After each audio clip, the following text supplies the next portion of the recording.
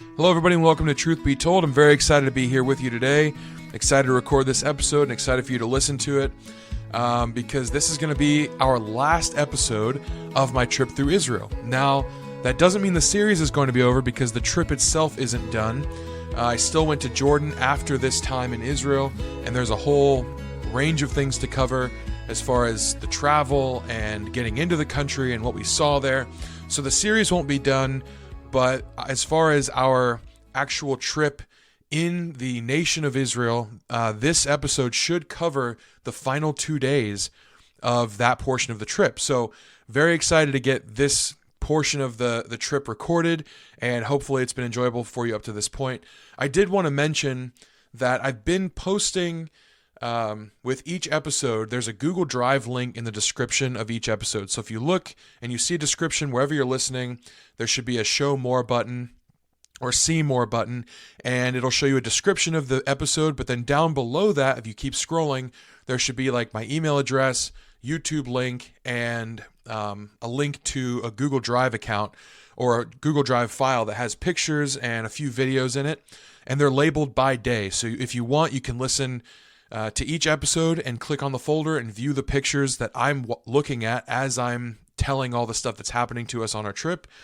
You could look at it before or after, but I think it just gives a good visual. Even though I'm trying to paint a picture as best as I can, I think pictures definitely are helpful. They don't tell a full story, but neither does just the audio of this. So I think it's a good supplemental resource, but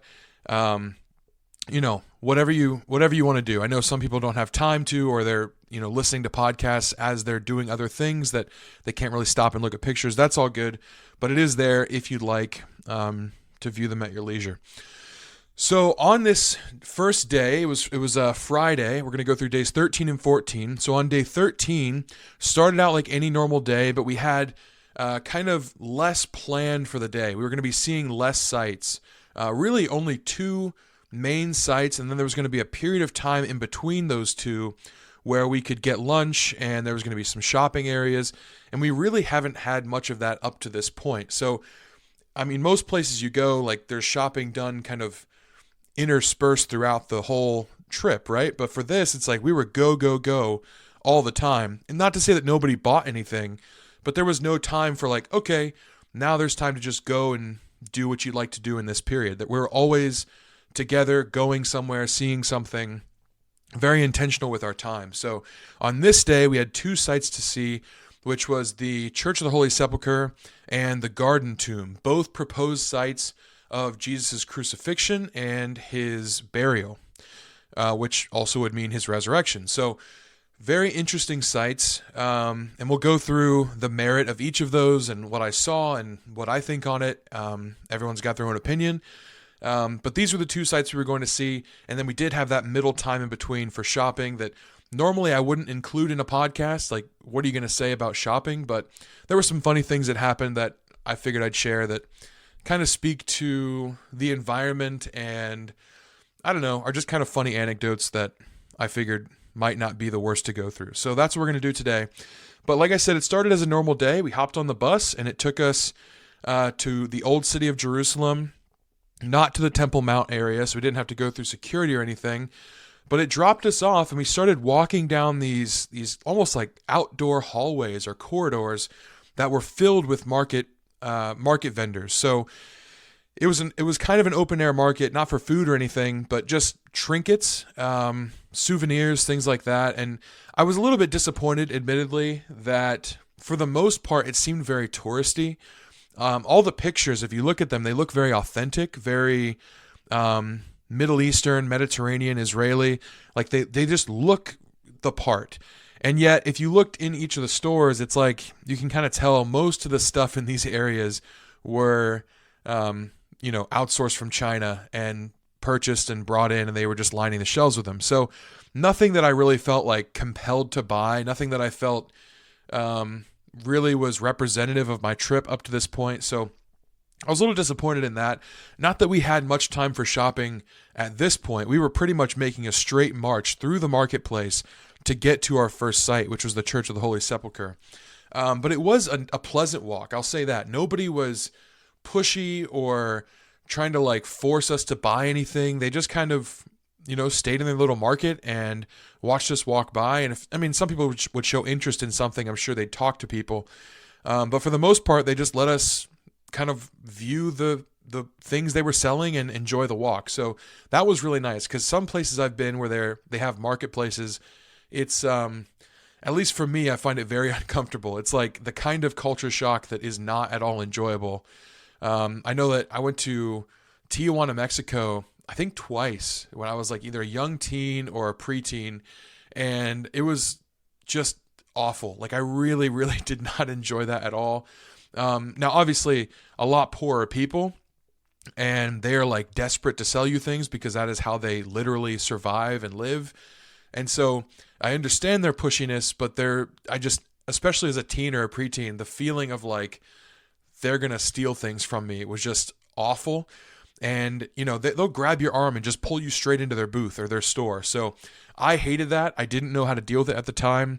And that kind of environment makes me uncomfortable. But fortunately, this was not like that. It got a little bit more like that in a different part of the marketplace. But as far as this first walk just through the old city to the Church of the Holy Sepulcher, there was really nothing to report. It was just a pleasant walk and a lot to see. Lots of bright colors and different kinds of people. So it was an enjoyable walk overall. Now, we got to the Church of the Holy Sepulcher, and it is always, always, always absolutely packed. Fortunately, we were there fairly early, and there was still a ton of people there. Like it was still pretty full, but not so full that we couldn't walk around and see what we wanted to. So I was grateful for that. I've heard of some people going and being unable to get through the doors themselves because it's just so full, even out in the courtyard area. So like it was just really nice to be able to go in, and even though there's a lot of people, it wasn't jam-packed to the point where it was uncomfortable or impossible to get through. It was interesting to me as we exited the marketplace and it kind of opened up just a little bit to this little courtyard area, and you're looking at the entrance to this church. Because the buildings here are so tightly packed together, it's just very, very high value real estate at this spot. And so all the buildings are really tightly packed together, and you're looking at the church, and it doesn't really look that impressive. Considering this is the proposed site of one of the most important events, if not the most important event in all of Christian history, the front of this building just didn't look that impressive. Now, if you look at pictures online, it definitely has much more of an intentional structure to it, and you can see the beauty of the architecture and everything. But from where we were standing, it just kind of looked like a big doorway, and there were like two arches that you could see. The doorway was on the left, and there were two windows above, but I would have walked right past it and not known what it was had we not been led to it. There's not like a sign out front either. So that was kind of interesting, because most churches I'm used to, especially old cathedrals, like the outside is the thing that makes it known. Like you can tell which cathedral something is based on the outside architecture. It's like an artwork. And it's not to say it wasn't beautiful at all. It definitely was. There was intentionality behind the building, but it wasn't like a standalone building. And so because it's just so packed by other buildings around it, that it was kind of impossible to know, like, well, what does this building as a whole look like unless you look at pictures online. So we stood outside in the courtyard area, and we just talked for a while and waited on certain people to come out, filtering out so we could kind of filter in. And our guide just talked to us for a while. Primarily, he talked to us about the joint ownership of this spot, which is so interesting because it's such an important spot. Everyone wants to claim it. And so there's kind of been a deal worked out amongst like Catholics, Orthodox Christians, and Armenians, who all lay claim to this spot as like very, very important historically for their faith, but they don't really know how to work all that out necessarily. So they have rules and guidelines and everything, but they still run into problems. So for example, the one that our guide showed us that I thought was the most interesting, like you'll look at the top right window. Like I said, there's two archways. On the left of the archways is a door, and then above that there's two windowed archways. And the right-hand archway has a ladder underneath the window. It's just like a 3 or 4 step ladder. And apparently someone got up there to clean it, like clean one of the windows, and they left the ladder. And so there was this big discussion on like, well, okay, whose ladder is this? Because it's on like Catholic territory, but it was used by the Armenians to do the cleaning, and like the window sill itself might be Catholic, but then if the Armenian brought it up there and then left it for how long, does it, who does it change ownership after a certain amount of time? And so this ladder is just still there because any little thing that happens on this compound is like documented, and it's like you don't cross lines. If you're an Armenian, you do the Armenian job. If you're a Catholic, you do the Catholic job. If you're Orthodox, you do the Orthodox job. And so this ladder just got left there, and they can't decide who has ownership of this ladder because technically it's on the Catholic responsible portion of the church, and yet it's claimed that it was used by an Armenian to do a cleaning of something that was in their jurisdiction. And the same thing happens with like the outdoor area and the indoor area. So this is especially prominent in like the front door. It's like, okay, well, if the Armenians are responsible for keeping the outdoor area clean, does this mean that the doors themselves belong to the Armenians, or the front step? If they want to wash something off or do a repair, do they have to seek the Catholics' approval because it's technically outside? And so there's all this intermixing of responsibility, and I won't say confusion because they seem to have it figured out relatively well. Like, it's not like there's a ton of fighting or anything going on. It's just little things like this ladder that has just been there for years and years and years and won't be moved in the near future because they can't agree on whose ladder it is and who's responsible for it. And this kind of gets into the idea that this idea of like holy space, and it's something I'm not super comfortable with. It's against my tradition, but it's also, I think, not really prescribed in the Bible. But I think Catholics and Orthodox especially really get into this like, well, something amazing happened here, and so we need to almost worship the space itself. And they'll say things like, no, we revere it or we venerate it or whatever. And I think that's kind of masking what you're doing, because idolization is in your heart. It's not always just an action thing, but they see it as like, well, idolizing something would be this action, but I'm venerating it, which is this action. But really, I think in their hearts and minds, they're almost idolizing the space, and they've got every square inch accounted for. Now, that being said, I don't want to minimize the fact that it is incredible that in some way, heaven and earth kind of came together in all the places that Jesus was. I mean, fully man and fully God. That's my belief about Jesus Christ. And where he stood and where he was, that is an incredible thing.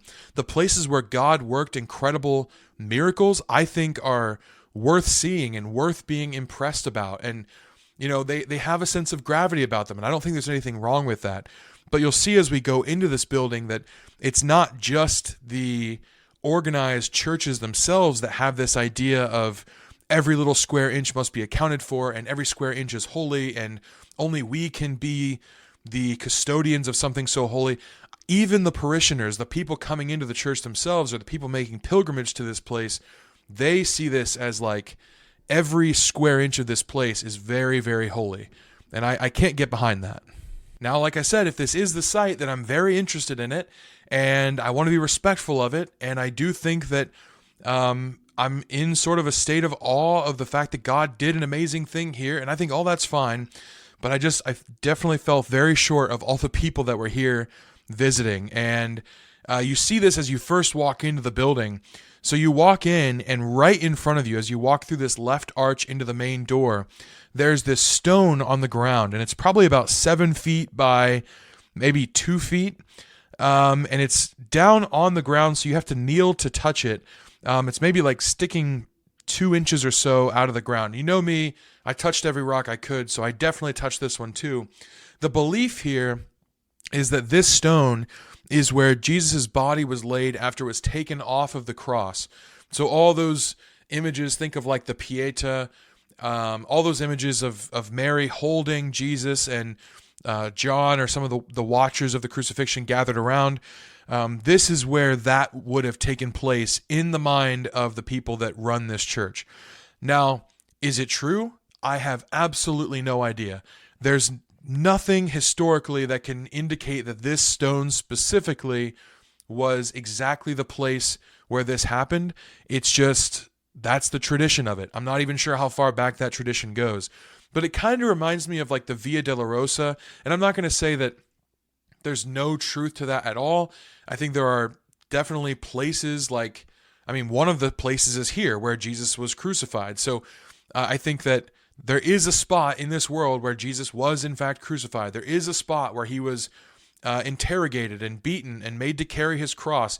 And that's all true. And I think the Bible outlines that. The fact that there's these stations and it was all intentional, that there'd be a station here, a station there. There's like a man gave him water here. It's like we have no biblical indication of that, but that's become the tradition, especially the Catholic tradition over time. And so you kind of have to filter it and be like, okay, what's the thing that we can verify from this account and what's the thing that we can't? And this stone here, it's like, I know verifiably that Jesus' body was removed from the cross and it was prepared before being placed in the tomb. I know that for a fact. It happened somewhere. Did it happen on this rock? I have absolutely no clue. And the people that were with me that are going to hear me saying this might laugh, because here I was all throughout Israel being like, well, I want to know if this is the one. I want to know the actual, the verifiable, the truth. And sometimes they're just like, well, we just don't know. And that seemed to be okay for them. And it really bothered me until I saw it for myself. And then I came back. I was like, oh, okay, it's fine. Like, I believe it either happened, like, if it happened here, then it happened around here. Now, I don't need to sit here and like worship this stone like I see other people kind of doing here. But I can be interested in the fact that if it wasn't this stone, it was a stone around this place. And so that was enough for me.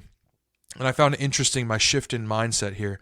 But there's all these people here kneeling around the stone, and some are just weeping and praying and kissing the stone and wiping scarves on it and putting them in their pockets, hoping that something miraculous has rubbed off on it and they've put it in their pocket to take home with them, and they'll give it to a friend or place it over a sick person. And it's almost like it's very superstitious in my mind. But I cannot judge their zeal for it. I mean, really, they are here and they are internalizing the story of what they believe happened here. And their emotion regarding the crucifixion of who they believe is their Savior, I find impressive. I think it's misplaced. Obviously, I think, they're putting their love for something towards a rock rather than the God who is alive. But at the same time, they're doing something very admirable that I often, as a Western, more skeptically minded Christian, less mystically mindseted anyways, like I look at it and I think, I don't get it. I don't know. It's a little uncomfortable to me. And there were a lot of people that expressed that from our group, just walking through and seeing these people on this rock. And they're like, wow, it's like they're in a trance or a daze or something. Like they're just, freaking out about a rock. And it's like, we don't even know historically that it is the rock. And in that, I noticed my own Western empirical mindset I don't think that's always the best thing. Now, like I said, I don't think we need to be at the rock here, just weeping and gushing over it or anything. But I do wonder at the fact that this story often doesn't bring me to tears, or it often isn't gut-wrenching. Maybe once a year when we go over it around the Passover time. But, I don't think about this all the time. I don't think I could just bring myself to tears on any random middle of the week day thinking about the death of Jesus Christ. And yet, these people are. They've internalized it to a point. They have recognized their sin and their need for a Savior to a point that it does bring them great emotion to consider. And so I respect that, even if I don't respect the action itself. And I think that's something worth remembering when we're dealing with people that are maybe not of our culture. It's just like they're in a different culture. They're in a different even religion than I am in a way. I mean, they're either Catholic or Orthodox or something. But the story has been internalized in them. And I think that maybe we could stand with a little bit less empiricism and a little bit more emotion, like genuine emotion, not just working yourself up into some sort of state, but genuine emotion at the things that God meant to be emotional. And I think sometimes our empiricism can kind of get in the way of that. So, that was just an interesting thing to see. I did touch the rock. I did sit there and try and meditate on the sacrifice of Christ for a time, but I don't know that that was the exact rock. Now, as we walked further into the church, the main thing that people are here to see is the empty tomb. So there's a tomb here on site in this church, and people are lined up to see it. Now, a few of us from our group got in the first line we saw, and we thought, okay, we're going to go and be in line to see the tomb. We waited there for a while until we realized, like, we walked all the way around this little, there was like a central, it kind of reminded me of the cave of the birthplace of Jesus in Bethlehem, because it's just like this square marble, almost like a building inside of the building, with an entrance, and it's very like decked out in all kinds of decorations and gold hangings and incense dispensers and all this stuff. And I figured, okay, that must be the tomb, because I know the tomb was like a cave, and I know that in Bethlehem they had this same kind of structure, the same style of structure anyways. And so that must be the tomb. And so we're in line thinking we're going into the tomb, but we round the corner. We're in like this rotunda area inside the church, with this square building box place in the middle of it. And I'm like, okay, so this looks like a central area. We're going to round the corner in this line, and we'll be entering into what they believe to be the tomb. And as we round the corner, we realize that we're actually in line for confessional. And there's a priest. This is like the building or the structure where the tomb is, but it's on the other side that you actually enter in, and there's a separate line to it. So people will go into the church, enter this line, go through confessional, and then enter the other line to get into the tomb itself. It's like they want to be purified or forgiven of their sins or whatever before they approach this holy place. Now, again, in my head, this is not a holy place. This is a place where an incredible and holy thing happened, but there's a distinction there, I think, that's important. So realizing that it was a confessional booth and not the place that I actually wanted to be, we got out of line pretty quickly and tried to get into the line for the tomb. Unfortunately, this line was forever long, and it moves very slowly, because once you're inside, there's no it's a cave, once you get in, there's not like an exit, a convenient exit out of it. You're in, and then you've got to crawl your way back out. So people go in there, and there's no mediation there's no one standing there being like, all right, you got 30 seconds. It's like people go in and they take their time. And if I thought it was like kind of wild what people were doing at the stone slab where his body might have been prepared, what they're doing inside the tomb, I can't even imagine. I mean, there's a lot of weeping going on at just the entrance to this place, let alone what must be going on inside the tomb itself. And so each person goes in, and they might be in there for 10 minutes. You just have no idea. I'm sure there's someone that's ushering people out every once in a while, but this line moves very slowly. It's very quiet. People are very reverent of this area. And so after a while, I was like, okay, I'm not even 100% sure this is the exact tomb. I'm pretty close to it. I got exactly on the other side of the wall from it at this confessional booth. I kind of got yelled at by the priest there too, because I was talking to someone asking, is this the right place? And he's like, shh, we shouldn't be, no, shh. And he just kind of waved me away, and he didn't seem very invested in trying to help me. So yeah, that wasn't very enjoyable, but I got pretty close to it. And I stood in line for a minute, but I realized this just probably isn't going to happen. So I took a picture of the structure itself and in through the doors of it, so you can kind of see in how people walk through. But other than that, I did not go into the tomb itself. So that was a little bit of a regret, but I simply don't think we had time. This line can take 3 hours sometimes, and we just didn't have that. So from there, I went upstairs. Now, we had free reign in this church, and there were a lot more. It seemed like most churches we went to had a few main areas.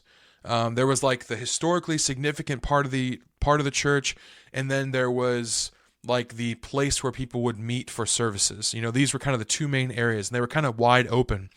This church had a lot more like little hallways and alcoves and places to explore, and you could go upstairs and downstairs and into this room and that room. So you're kind of on your own to try and just figure out where things are, trying to keep your talking to a minimum so you're not yelled at by priests, but also trying to figure out exactly where you're supposed to go. So we walked around, and I was just kind of on my own. I went upstairs, and upstairs is where they believe that Jesus was actually crucified. So it would be like, walking up the hill of Calvary. And so you walk up these stairs, and you can see where they have some stone there that's exposed. Some of it has like cracks in it, and I think there weren't signs everywhere just outlining everything historically, but I think they say that might have been a result of like the earthquake that happened at the time of Jesus' death. So that's possible. You can't actually touch the stone. It's covered in glass, but you get up there and you can see like they have 3 golden crosses, and there's one where they believe that Jesus was. And that center one, you can actually go under. It's like there's a table in front of it, almost like an altar. And that center one, you can go underneath the table, like literally on your hands and knees, and touch like a gold-plated thing that rests over where they think his cross was laid. Now, I didn't do that because I wanted to touch the rocks, and we couldn't touch the rocks. So I didn't want to go touch this gold-plated thing that just was next to a thing that I thought was cool. So I didn't go under the table, but I did think about it. But a lot of people did. So we saw that, and then from that area you kind of filter out, and you're overlooking the rotunda that we were just in. There's a big hole in the ceiling with the sun shining through. It really is, at least from my perspective, I think it's a gorgeous church on the inside. On the outside, again, it wasn't much to look at, but on the inside, I really thought like it was almost too much decoration maybe in my mind, but it was austere for sure. And I know that some people went out and thought that was kind of a weird, I didn't like the vibe there, but I still thought it was beautiful. So from there, I was told of this place just down the hall. And, I feel like you could probably spend a lot of time in that church. If you had a guide go through with you, there's probably a lot to see.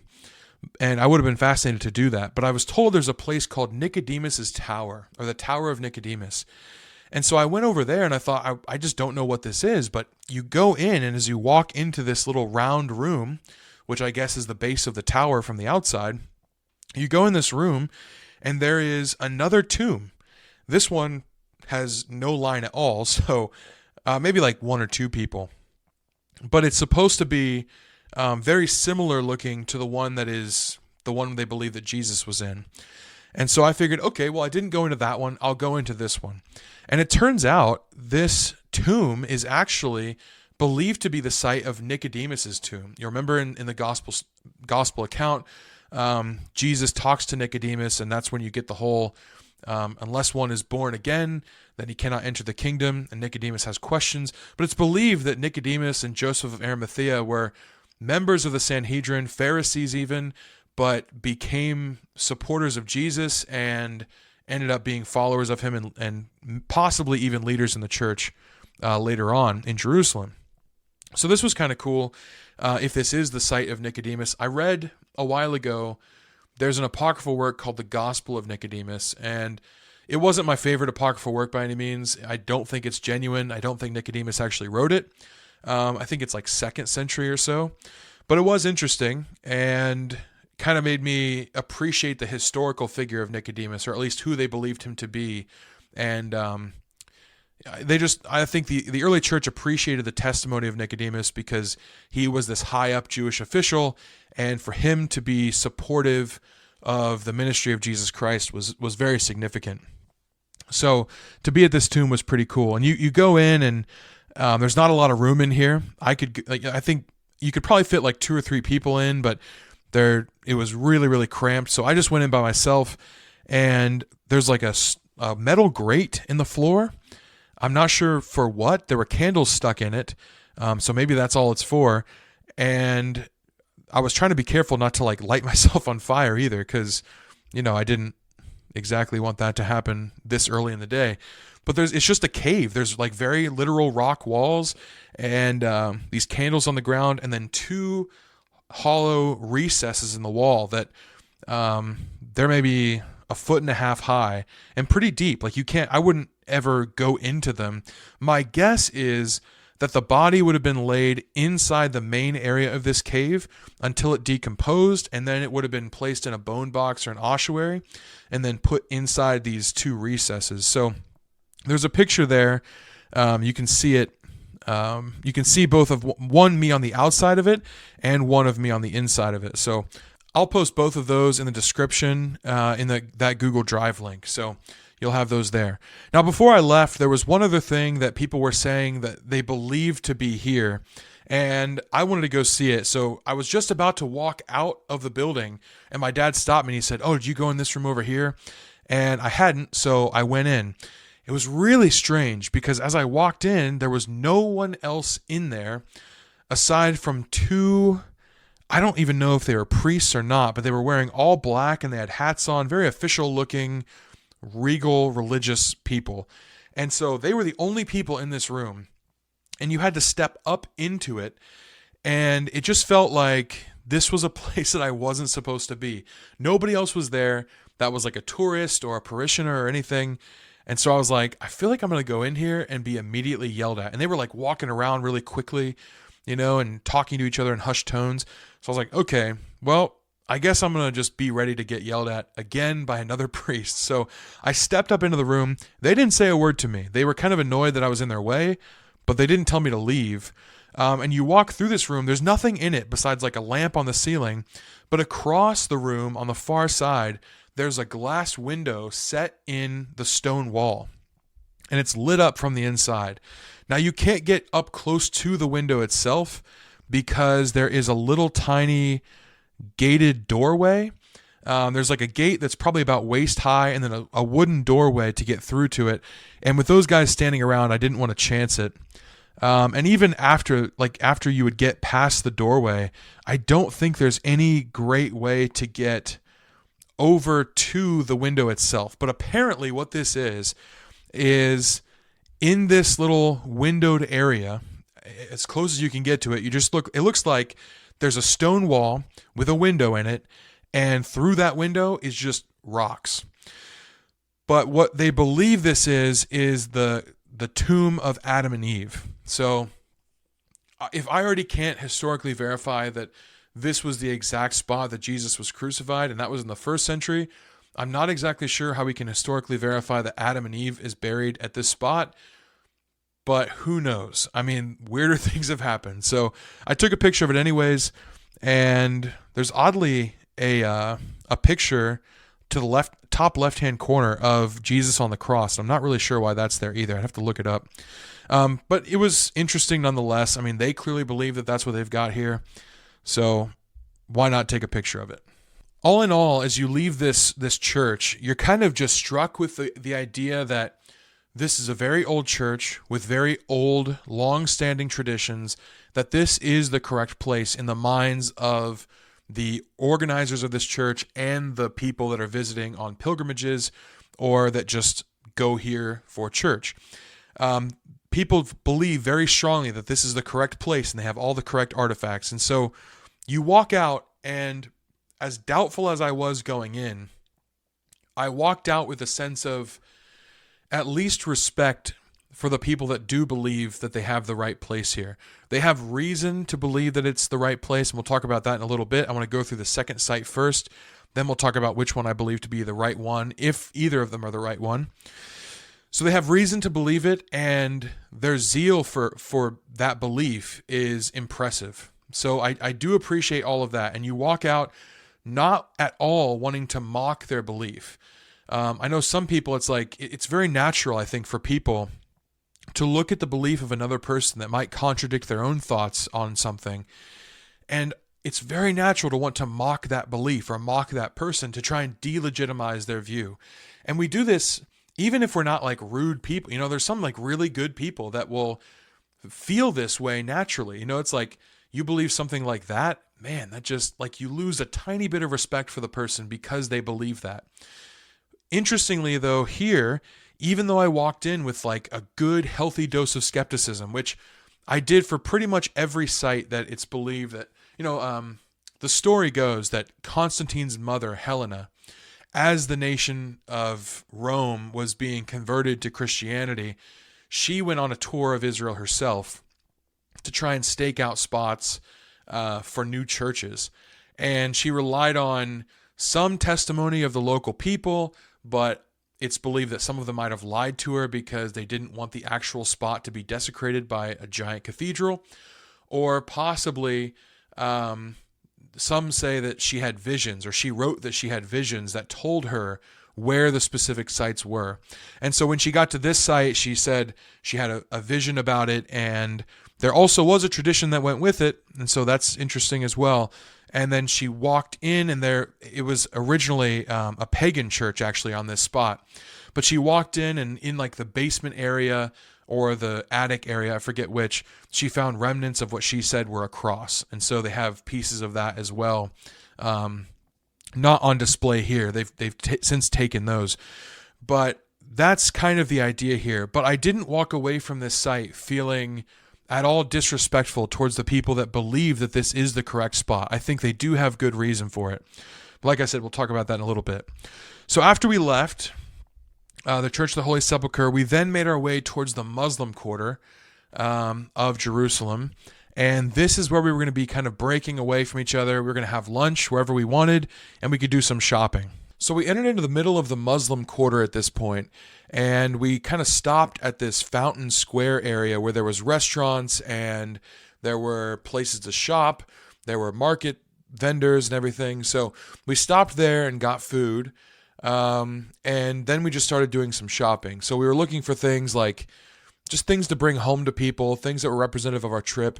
I did find a really cool store that was selling like antiquity kind of things. And so I went in there and ended up getting an arrowhead from like a first century Roman centurion. And so that was pretty cool. I still have that. It's on my shelf. Came with like a certificate of authenticity, and I tried to get some of the guides to look at it to see, there's some places that try and like sell you things that aren't genuine. They're just reproductions or things that they've made. And it's really hard to tell. So I got one guide's opinion on it, and he said it looked good to him. So I felt pretty good about it, and I'll never know the difference either way at this point. But I bartered a little bit with the guy. Apparently, someone came in and they were helping me barter with the guy, and they said if it's their first sale of the day, they have this belief that they want to make you a good deal, because if they make a good deal and they're generous with their first sale, then you'll go out and tell everybody, and then they'll have a successful business day. And so he brought that up, and that dropped the price quite a bit as well.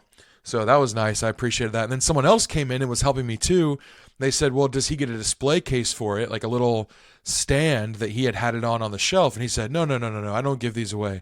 And this person was like, well, why not? Like, how's he going to display it? That doesn't seem fair. And then the guy said, okay, because you're being so kind, because you're helping your friend, I'll do this. So I actually got a lot of help. I'm pushy up to a point, and then beyond that, I'm like, this is what it costs, and like I'm either going to accept that or not. But these guys were much more familiar, I guess, with the culture and much less hesitant to barter a little bit. So they helped me out quite a bit. I appreciated that. From that point, though, I didn't really see a lot of things that I wanted.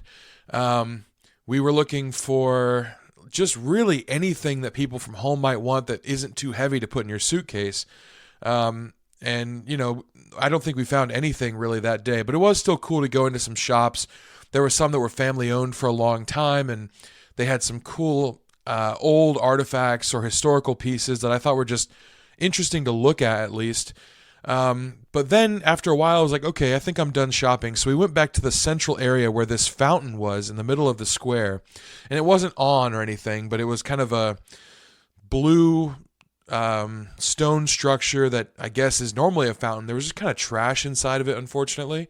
So it didn't look that appealing, but there were steps leading up to the fountain itself. And so I sat on these steps for a while, and we just waited on the rest of our group to gather up after lunch and doing the shopping that they wanted.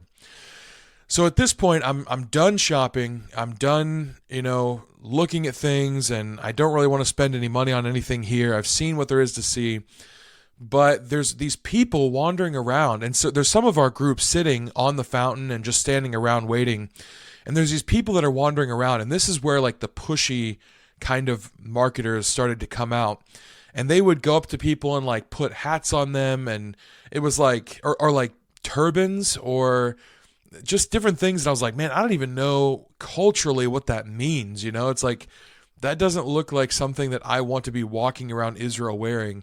Now, it might be fine. It might just be religious or cultural or whatever. But there were some of them that I was like, I feel like I've seen that on the news somewhere, and I just don't want any part in it. But some people from the group thought it was funny, and they were entertaining the vendors. And so these vendors would come up and they'd just start putting stuff on you like a hat, and they'd wrap like rope around your head to like secure the turban thing onto you, and they'd put bracelets on your arm, and it's like I wasn't having any of it. So at this point I was like more than comfortable just saying no, and I did several times.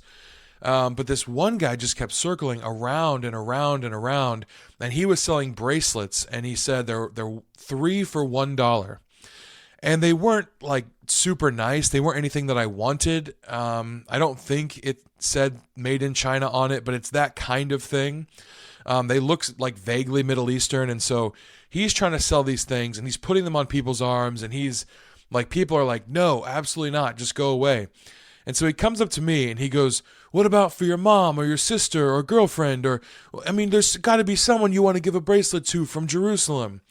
And I said, if I buy one, will you leave this whole group alone? I'm thinking it's $1. Like, he's doing his job. He's being funny. He was being pushy, but not in like a rude or obnoxious way. And he said yes. So I gave him $1. He gave me 3 bracelets. I put them in my backpack, and he walked away. 2 minutes later, he's back again doing the same thing. So he did not honor his part of the deal. But when that happened, this other little kid came up, and he's probably like maybe 10. And he walks up to the guy and he shoos him away. He said, hey, you made a deal with him. Go away now. And so I appreciated that, because it's like he saw the whole thing happen, noticed this guy was not following up on his end of the bargain, and he was the one saying like, no, absolutely not. Get out of here. And so the guy left, and that was really nice. But then the kid stuck around for a while, and I'm thinking, okay, what does he want? Because, it's not just grown people selling things. It was kids in shops and their whole families and everything. And so I'm thinking, what does he want? But he just stood there for a long time. Like, he didn't try and sell anything. He didn't have anything on his person to sell in the first place. And so I just started talking with him. And his name was Ryan, and which I thought was interesting for a Muslim guy in Jerusalem, like to name his kid Ryan. I don't know. I just thought that was an interesting name. And his brother's name was Abu, and I thought that was an interesting name. It's like, what a contrast here you have in names. But I sat and talked to them for a little while, just about like how they like living in Jerusalem and in Israel, and what they do for school and what sports they like. And they taught me a little bit of Arabic. All I remember is shukran, which is thank you. But it still was interesting. They taught me a few words, and they seemed pretty impressed that, I mean, they were just being flattering, but they seemed genuinely approving of my pronunciation after a few tries. So that was fun. But the thing is, whenever I talk to especially kids, and foreign kids is especially difficult, I always wonder, like, do they actually like me, or are they just being polite? Or are they like secretly laughing at me behind my back, and like I'm a big joke to them? And I couldn't tell. But they did. They stayed for a while, and they even like brought out a soccer ball and were kicking it around. And and they were there for like 35 minutes probably, just talking. And I was really enjoying it, because it was cool to like have this intercultural experience and like learn about their lives. And I just thought they were nice kids.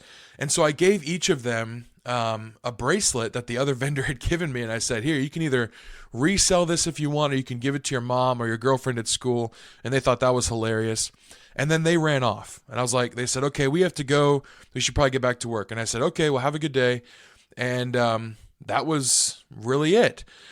And I was telling people around me, like in the group, I said, I just can't tell if like that was a genuinely good, positive experience for both of us, or if they're just making fun of me and I'm like a foreign tourist joke to them.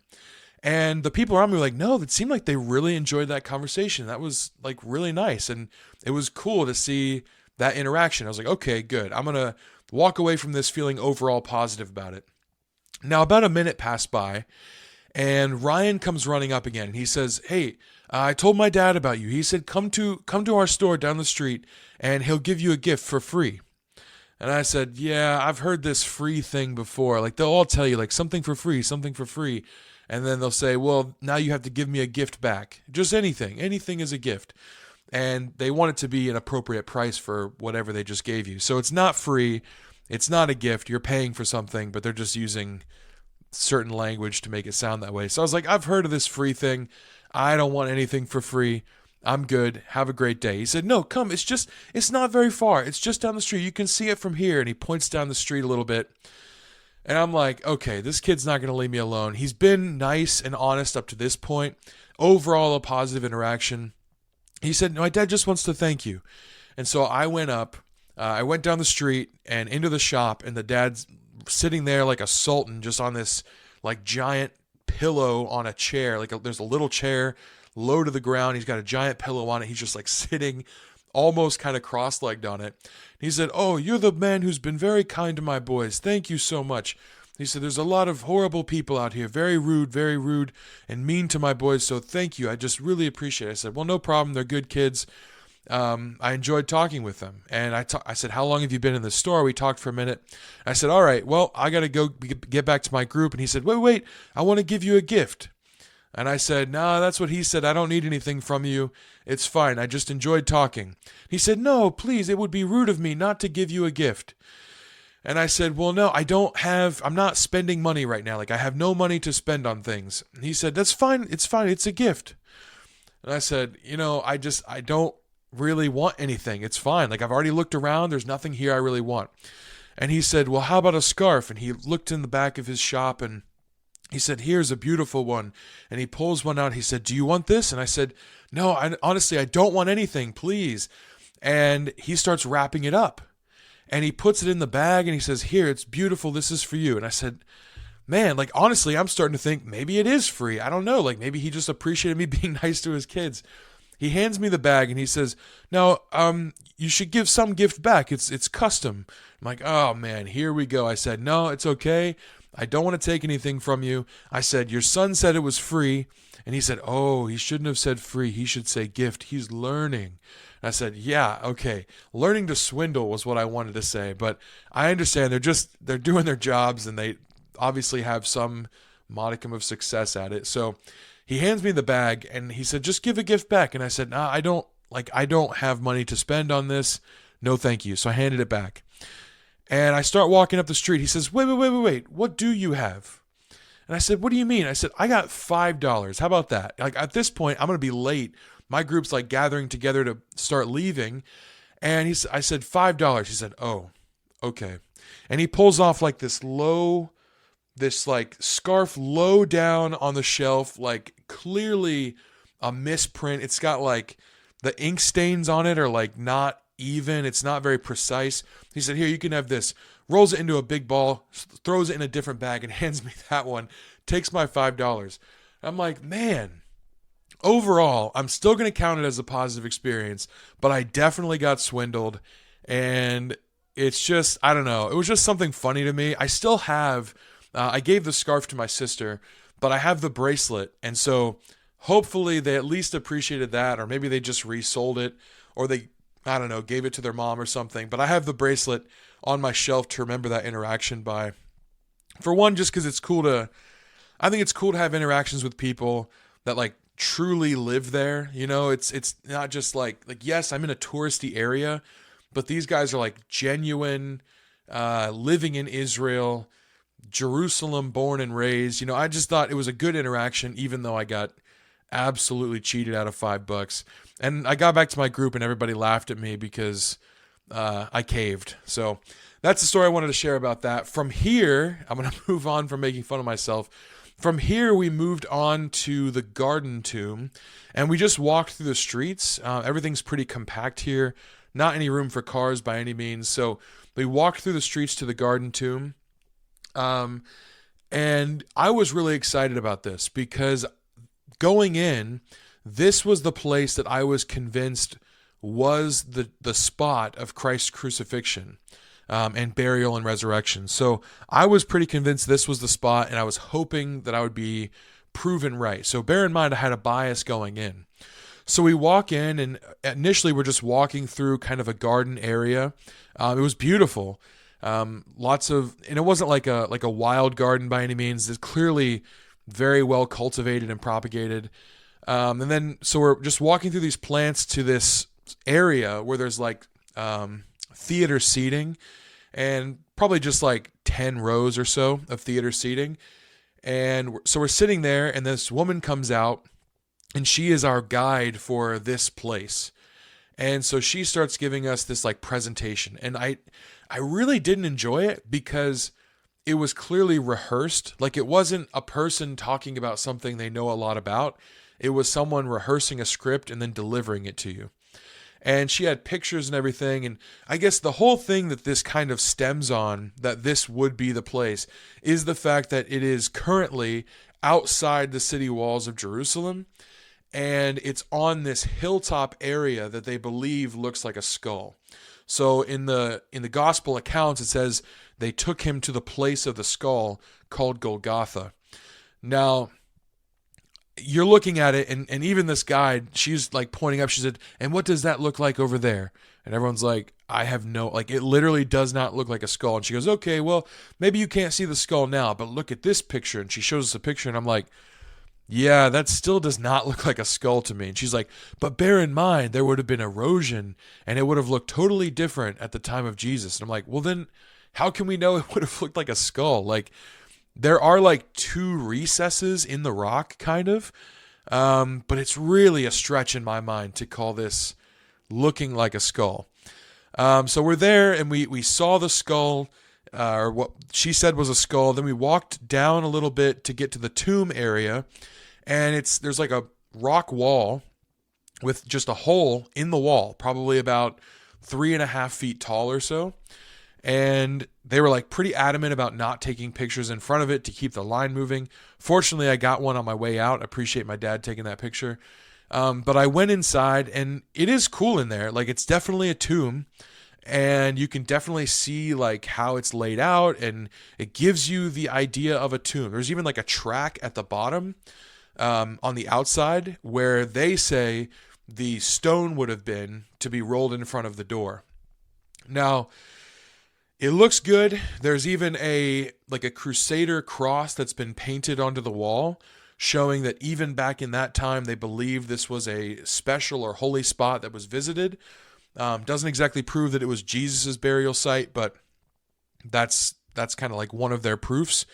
And so it does date back a ways. I'll say that. And it definitely was important to the Christian religion, at least in like the 400s, 500s AD. So that's something.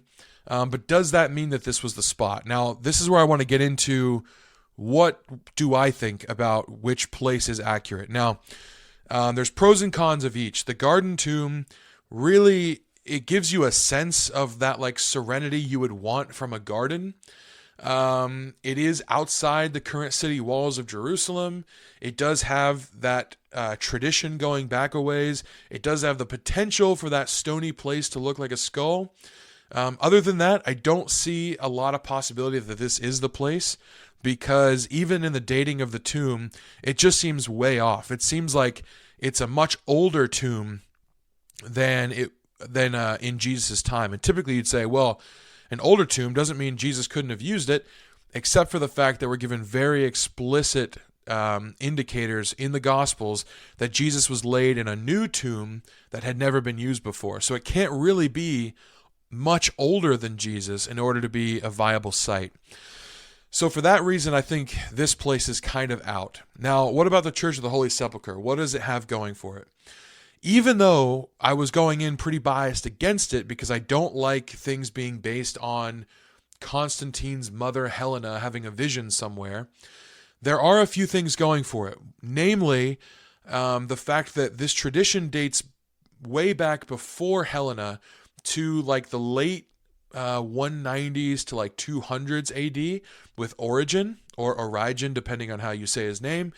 And I've found him to be a pretty respectable person. Now, I don't like put his writings up at the level of scripture by any means, but he did, we owe him a lot of gratitude for affirming the canon of scripture that we have. So he's one of the earliest examples of having written out all the books of the Bible.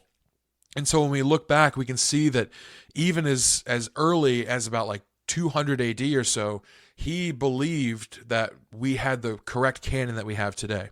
So if we're going to trust him for that, why not trust him for the tradition that this is the spot? Now, it's still a significant time after Jesus was crucified, so there's room for error there. But that is a really early tradition that from a person that I've respected and trusted to a certain degree. So that's one thing. The second thing is, on this original site, there was a pagan temple that is after the time of Christ, but before Helena found it. And why does this make people think that it could be the correct site? Well, after Christianity, it happened kind of a lot where Rome would build pagan temples to places on important Christian sites to kind of desecrate them, to dissuade people from worshiping at certain places, to dissuade gatherings of Christians. And so the fact that there's a pagan temple here, when it really doesn't make a ton of sense for there's no other reason why there would be one here. Now, it could have just been open space and that's where they wanted to put one. So it's not absolute proof, but it does fall in line with what Rome tried to do to certain Christian sites very early on. So that's a possibility. The other thing, the thing that some people think goes against it, the fact that it lies inside of the walls of Jerusalem, is easily fixed when you realize that these walls that are currently surrounding Jerusalem are not the original walls. So yes, you have the retaining walls of the Temple Mount and everything, but as far as the city itself, these walls have been changed over time. And so originally, this site, even though right now it sits inside of Old Jerusalem, this site originally would have been outside the city walls. And it says that they took Jesus outside of the city to crucify him. So this is also in line with that as well. So you've got an early tradition, it's outside the walls, and you also have another piece of evidence. In Judaism, all synagogues point towards Jerusalem. So wherever they are, they orient themselves where the front is always facing Jerusalem. And this changed in Christianity, and there's an indicator that potentially early Christian churches, even though there's not a precedent for it as far as there's no biblical thing saying well, now face your churches towards something different. But there are some early Christian churches or places of worship that began to orient themselves facing the Church of the Holy Sepulcher location. So if you're a Christian in the late 1st century, early 2nd century, and you're thinking, you have this Jewish mindset because there were a lot of Jewish converts to Christianity, you're going to want to orient, you're thinking about the orientation of your church, that's in your mind, but facing it towards the temple isn't really an imperative anymore. So where would you face it towards if you're thinking, well, I should face it towards something? There's a possibility that they thought, well, we should face it towards the place where Jesus was crucified and then rose from the dead, as that's kind of the central historical fact of our faith. So it's not to say that all churches should be faced towards that now, but it is an interesting anecdote that does provide some evidence. In addition, the idea of the place of the skull. So there's a few different ideas of what this could have meant. One, it could just mean place of the skull where there would have been a lot of skulls. It could have been a common place of execution, and so there are skulls, or skulls just meaning, being representative of death. And so it could just be meaning a place of execution. There's another idea that says that potentially place of the skull would mean where they already believed at this time that Adam was buried. And so there's this weird tradition dating back where like Jesus' blood ran down from the cross, and then down into the earth itself, and then covered Adam's bones. And like this is representative of Jesus' blood covering mankind and covering the sin that entered into the world. And so it's not like I can't prove that biblically, architectural or archaeologically or historically at all, but it's a potential when you've got this tradition that Adam's bones were at this site at the Church of the Holy Sepulcher, and that comes, I think, before the time of Jesus' crucifixion. So it could have been known as the place of the skull because there is the idea that there is this skull here. Others say that potentially Goliath's skull was also buried here. I'm not sure why they think that. But basically, there's a lot of reasons as to why a certain place could be called the place of the skull without the physical landscape looking like a skull. So even though, if in fact the garden tomb in today's standards, like that garden tomb is actually in the form of a skull in Jesus' time, it doesn't necessarily mean that that was what was being indicated when it says they took him to Golgotha, or the place of the skull. So I don't think that's enough to substantiate the garden tomb, and I think the other things are, at the very least, some of the strongest evidence we have that the Church of the Holy Sepulcher is on the correct site of the crucifixion and burial and resurrection of Jesus. Now, what does this do for me? Not a lot. I saw both places. There's other people that propose other sites. I've only heard of actually one more, and that's on the Mount of Olives itself. And so that's a possibility as well. I don't really lose sleep over it. I saw the site. I think that there's a strong potential that that is the correct site, but whether it is or isn't is not of any spiritual importance to me, because I'm not going into a church and like rubbing my scarves all over it and weeping over the rocks there. So it's just a difference in mindset. But I think it's interesting that I went in thinking one definitely is not it, and the other probably is, and then absolutely switched my mind on the matter. It's not that, maybe it's neither of them. That's still a possibility. I'm not 100% that that's the spot, but I think the evidence that we have supports the idea that the Church of the Holy Sepulcher is on a better proposed location than the Garden Tomb. So just wanted to go over that with you because I think it's interesting, and it kind of outlines the process of like weighing evidence in light of where certain proposed historical sites are. And so that was my experience there. And that was really the rest of the day. We walked for a little bit back to the bus, back to a more open area past like the Damascus gate, and got back on the bus and went back to the hotel. There was a parade going on, so we had kind of heavy traffic getting back because there was a parade for the Feast of Tabernacles, and we missed it. Like, we didn't get to see it really. Some people that stayed back, I think, did get to see some of it. Because every once in a while, there'd be people that were just like, no, I'm tired today. I think I'm just going to take it easy at the hotel. And so they didn't come with us. And so some of those people saw the parade and thought it was pretty cool. But by the time we got back, we were only in time to hit the traffic for it. Now, I did say I was going to go into the next day. I know that I've taken most of the whole hour here to go over day 13. Day 14, though, I think will be wrapped up pretty quickly, and we'll cover some of this the following day as we leave Israel and go into Jordan. But on day 14, I woke up. We were getting to sleep in because we weren't going to be touring this day. We're going to have church. It was the 8th day. You can find that in Leviticus 23.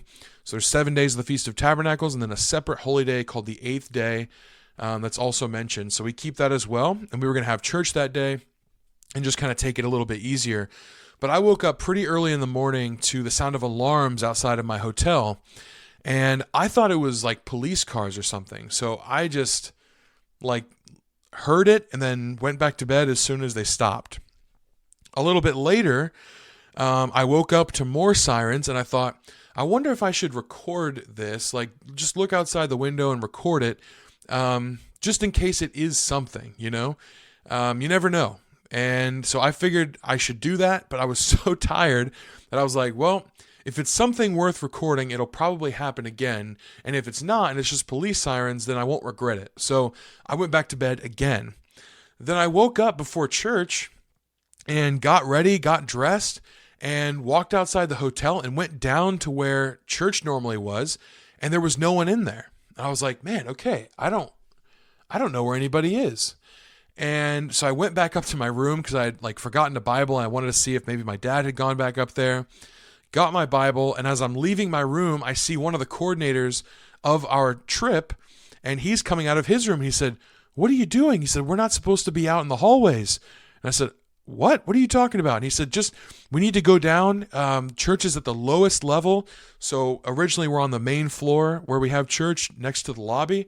And he said, "No, go down one more level than that, and we're going to meet in that area." And I said, "Okay." And so I go down and meet with everybody at church, and there's more sirens going on. And then it's kind of clicking in my mind. I'm like, okay, we're meeting in a different location. We're down in a basement area. There's alarms going off. Something must have happened. And everybody's kind of talking in hushed tones. And so I look it up, and the internet was kind of slow. So I'm like, man, this might actually be pretty serious. And finally, the website came up, and I saw the news that Hamas had attacked Israel. At that point, I don't think they knew exactly who it was. They suspected it was Hamas, but it was still pretty early on. But it's pretty anticlimactic. I know other people that had gotten up early and walked over to the old city, and so they were like right there and could like hear booms and like see things in the sky. And so I didn't see any of that. I didn't really hear anything crazy. I just heard alarms and sirens, and then slept through it. So it's kind of anticlimactic, but it lets you know, like, as exciting as it was in some ways, as maybe on the edge of your seat you might have been in other ways, as nerve-wracking as it might have been for people back home, as far as being there wasn't like a huge panic necessarily. It was a big deal. I don't want to mitigate that it was a big deal, but it wasn't such a big deal that everybody was losing their minds. Like, our guides were calling home and making sure their families were safe. We were all watching the news pretty attentively, but we still like had services. And the biggest thing, because in my mind I'm thinking, well, things like this happen in Israel all the time. I didn't really understand the magnitude of it at the time. It's just, you hear the guides talking and you're like, oh yeah, if we were over here like 5 years ago, we probably couldn't be here because there was an uprising, or we couldn't be over there because they had exploded missiles in this area. And they just say it so nonchalantly that like you kind of don't understand it, because as we're going through Israel, everything was peaceful, everybody was friendly. All these things were downplayed because it's just part of their life. And so to be here while there was some sort of conflict happening made me feel very much a part of the people here. I was like, okay, now I understand what it can be like. And the hotel was like taking in people off the streets whenever there were sirens, and that was kind of common practice. It's like, okay, well, just in case a missile like goes off to a place it shouldn't, like, come inside. And so the hotel was pretty busy with people just off the streets trying to take shelter.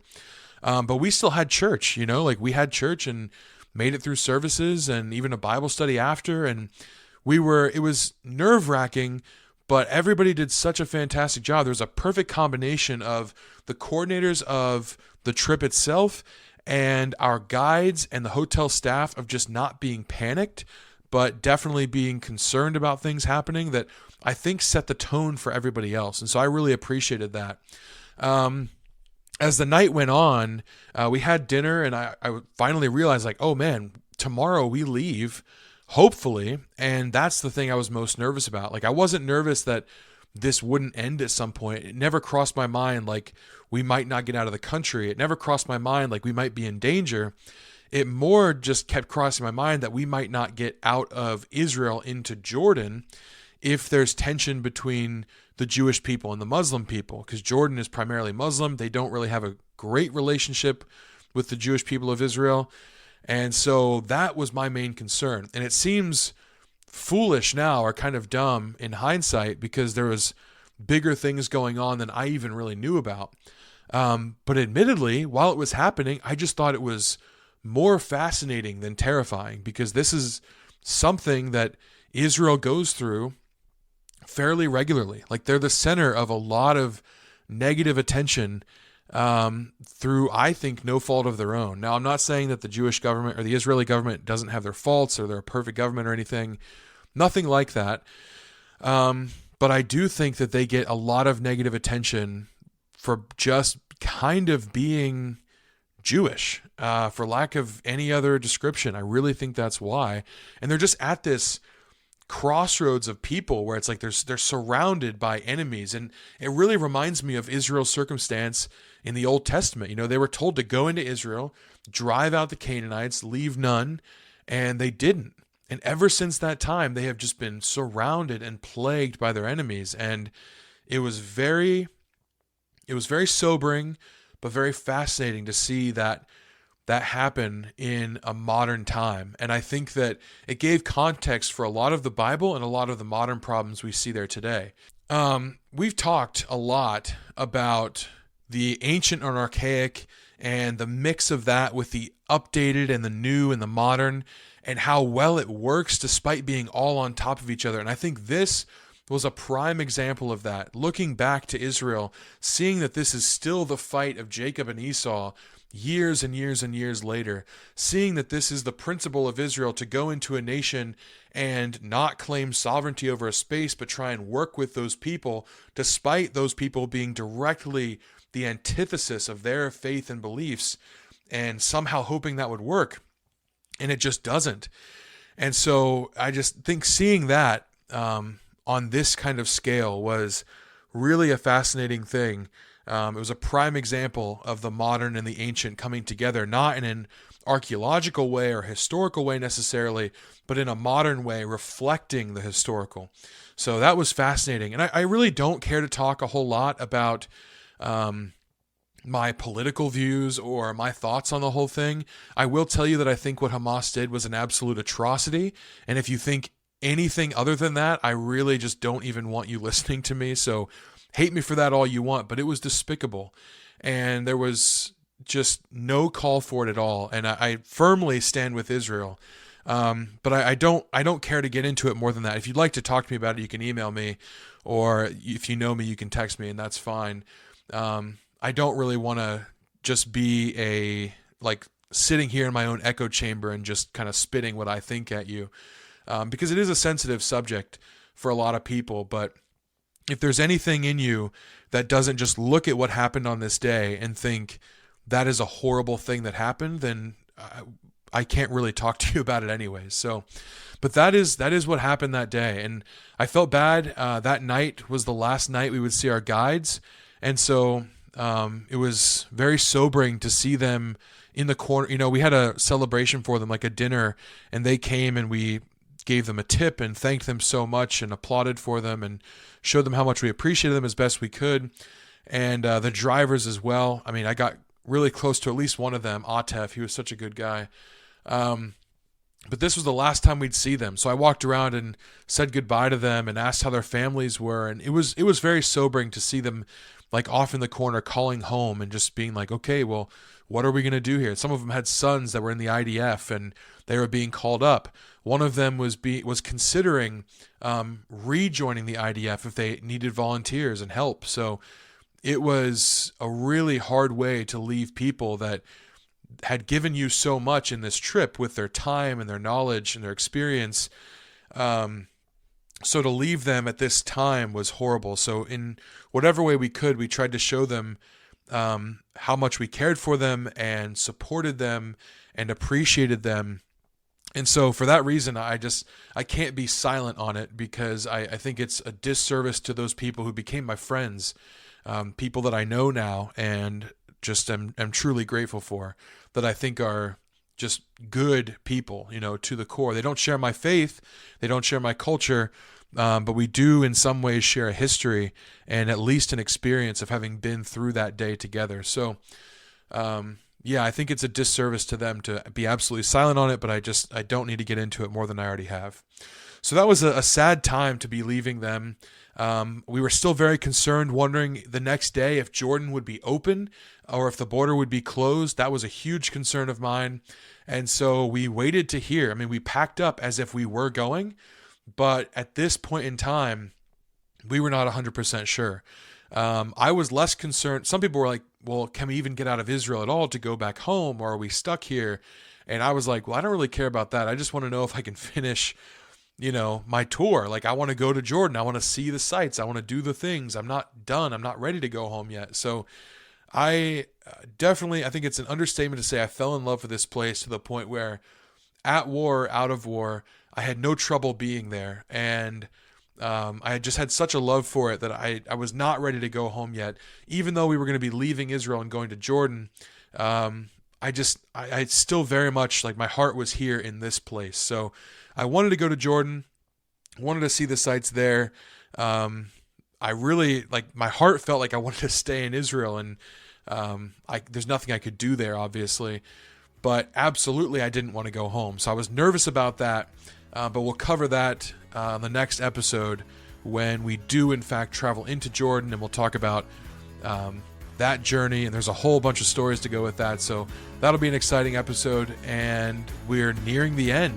Very, very soon we'll be done. So thank you guys very much for listening. I know this was a bit longer of an episode, but there's a lot to cover, and it all felt kind of connected, like one thing just led into the next. So thank you for your patience, and hope you've enjoyed listening up to this point, and I'll catch you guys next time. Thank you.